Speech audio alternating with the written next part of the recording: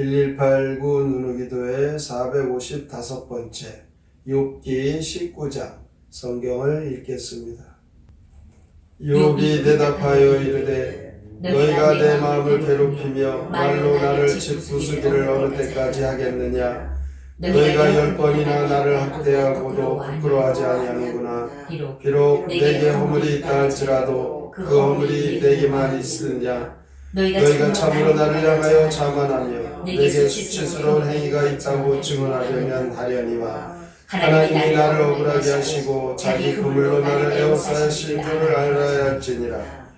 내가 폭행을 당한다고 부르짖으나 응답이 없고 도움을 간구하였으나 정의가 없구나. 그가 내 길을 막아 지나가지 못하게 하시고 내 앞길에 어둠을 두셨으며 나의 영광을 거두어 가시며 나의 관모를 머리에서 벗기시고 사면으로 나를 부르시니 나는 죽었구나. 내 희망은 나무 뽑듯 뽑으시고 나를 향하여 진노하시고 원수같이 보시는구나. 그 군대가 일제히 나와서 길을 돋구고 나를 치며 내 장막을 둘러 진을 쳤구나. 나의 형제들이 나를 멀리 떠나게 하시니 나를 아는 모든 사람이 내게 낯선 사람이 되었구나. 내 친척은 나를 버렸으며 가까운 친지들은 나를 잊었구나. 내 집에 머물러 사는 자와 내 여종들은 나를 낯선 사람으로 여기니 내가 그들 앞에서 타국 사람이 되었구나. 내가 내 종을 불러도 대답하지 아니하니 내 입으로 그에게 간청하여야 하겠구나. 내 아내도 내 숨결을 싫어하며 내 허리의 자식들도 나를 가련하게 여기는구나. 어린아이들까지도 나를 업신여기고 내가 일어나면 나를 조롱하는구나. 나의 가까운 친구들이 나를 미워하며 내가 사랑하는 사람이 돌이켜 나의 원수가 되었구나. 내 피부와 살이 뼈에 붙었고 남은 것은 겨우 잇몸뿐이로구나. 나의 친구야, 너희는 나를 불쌍히 여겨다오. 나를 불쌍히 여겨다오. 하나님의 손이 나를 치셨구나. 너희가 어찌하여 하나님처럼 나를 박해하느냐. 내 살로도 부족하냐. 나의 말이 곧 기록되었으면 책에 씌워졌으면 철필과 나무로 영원히 돌에 새겨졌으면 좋겠노라. 내가 알기에는 나의 대속자가 살아계시니 마침내 그가 땅 위에 서실 것이라. 내가 죽이 벗김을 당한 뒤에도 내가 육체 밖에서 하나님을 보리라. 내가 그를 보리니 내 눈으로 그를 보기를 낯선 사람처럼 하지 않을 것이라. 내 마음이 초조하구나. 너희가 만일 이르기를 우리가 이를 어떻게 칠까. 또 이르기를 이의 뿌리가 그에게 있다 할진대 너희는 칼을 두려워할지니라. 분노는 칼에 형벌을 부르라니 너희가 심판장이 있는 줄을 알게 되리라. 욥기 19장 시 빌닷에 대한 욥의 2차 답변 함께 읽겠습니다. 언제까지 나를 괴롭힐 텐가. 이 치욕이 마땅하다 해도 10번 욕하고도 태연하다니 자네들이 나보다 낫다는 말인가. 하나님이 나를 이렇게 만드시다니 형제와 친척도 떠나버리고 손님과 하인도 이방인 같으며 아내는 내 숨소리도 싫어하네. 자네들은 마치 하나님이나 된 듯 가까운 친구가 나를 혐오하니 내 말을 두루마리나 바위에 기록할 수 있으면 좋겠네. 내가 하나님을 만나야겠네. 친구를 어찌 이렇게 몰아치나. 자네들 정죄는 벌을 받고 심판의 칼이 임할 걸세. 욥은 친구들이 자신의 고통을 알아주지 않고 죄로 인하여 고통을 당한다고 하는 그들의 그 권면이나 또한 욥에게 대한 정죄함은 참으로 고통스러웠습니다. 그래서 친구들이 자신의 그 고통을 알아주기를 바라는 것에 실패하고 그리고 그의 친지나 가족이나 아내마저도 자신에게 다 떠나갑니다. 그래서 이제 그 누구에게도 기대를 걸 수 없는 이 욥은 불안할 뿐이었습니다. 이에 욥은 자신의 눈을 하늘로 향하게 됩니다. 욥은 이 땅의 허망한 데로부터 눈을 하나님께로 돌렸습니다.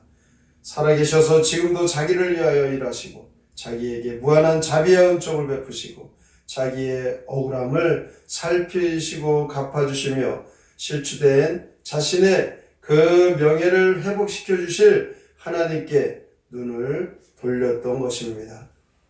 이처럼 참 신앙인들은 절망할 수밖에 없는 이 땅의 것에 이제 포기하고 기대하지 않고 오히려 절망스럽고 고통스러울 때일수록 더욱 하나님께 시선을 고정시켜 하나님의 구원과 하나님의 후원을 기대하는 것입니다. 왜냐하면 바로 그것만이 유일한 그 문제의 해결책이고 모든 인생의 문제의 근본적인 해결이 하나님께 있기 때문입니다. 욥은 26절에 보면 부활 신앙이 그에게 있었습니다. 욥의 부활 신앙이 절망을 이기게 하였던 것입니다. 내 가죽이 벗김을 당한 뒤에도 내가 육체 밖에서 하나님을 보리라. 그의 육체에 가죽이 벗겼다는 것은 이 땅에서 이제 죽음을 말하잖아요. 죽음 이후에 하나님을 보게 된다. 부활신앙이 그에게 있던 것입니다.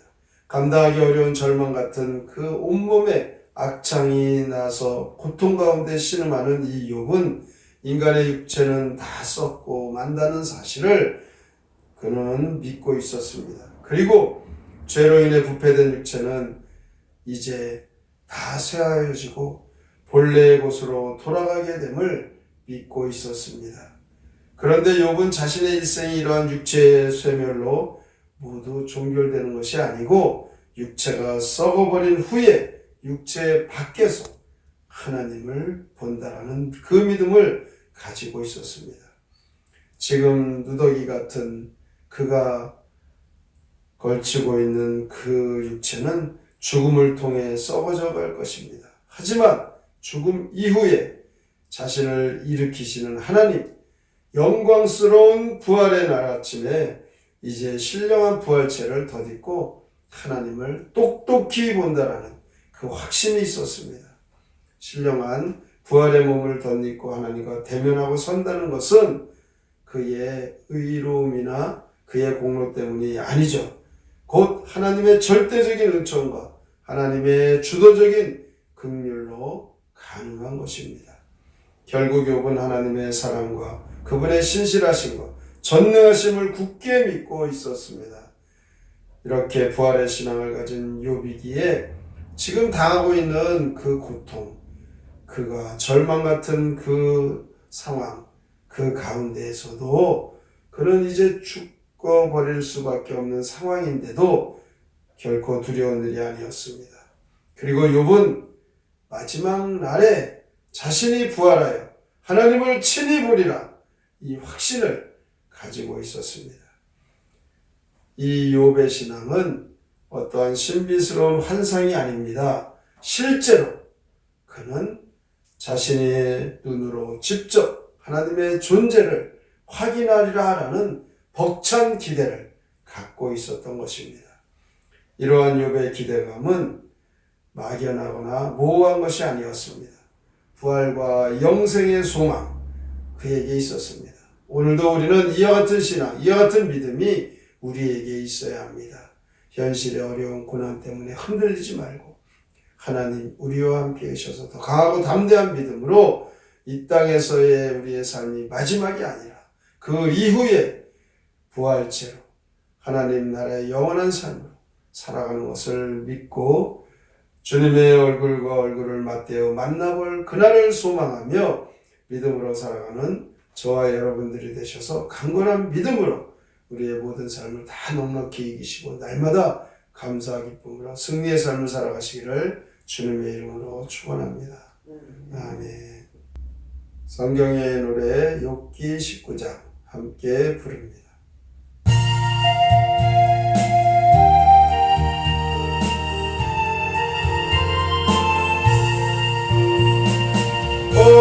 언제까지 나를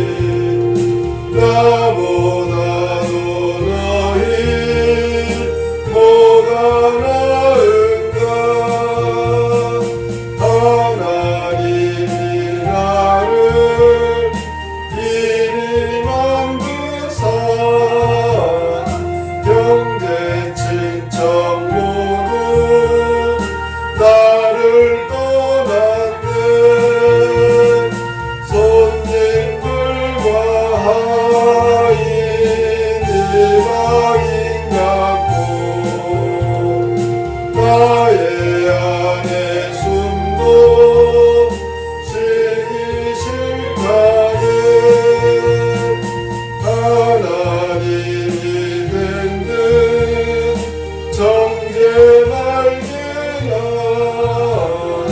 나를 맡게 하면 기분 좋은가.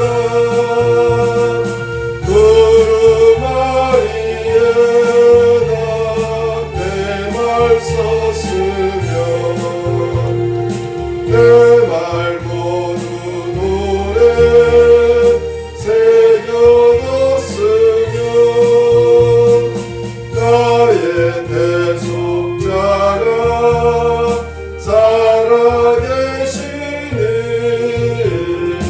마침내는 그가 땅에 서리라. 나의 가족로는 걷긴 당해도 내가 원망해서 주를 배우리. 고통과 어려움 속에 절망 상황에서도 부활의 신앙을 가진 성도는 그 환경을 초월한 평안과 기쁨과 소망을 가질 수 있습니다. 욥은 절망적인 상황에서 그 고통스러운 모든 어려움을 이겨냈습니다. 역사의 주관자이신 하나님, 그 마지막 날도 주관하실 것을 믿고 영원한 나라를 소망했기 때문입니다. 오늘도 본문의 말씀을 깊이 생각하고 다짐하며 어떠한 상황에도 부활신앙으로 승리하며 살게 하여 주시옵소서. 함께 통성으로 기도합니다. 하나님 아버지 감사합니다. 주 앞에 나와 주님의 장사를 믿어주시니 감사합니다. 주께서 수고하는 일을 잡아주시고 이 땅에서 여기 어려운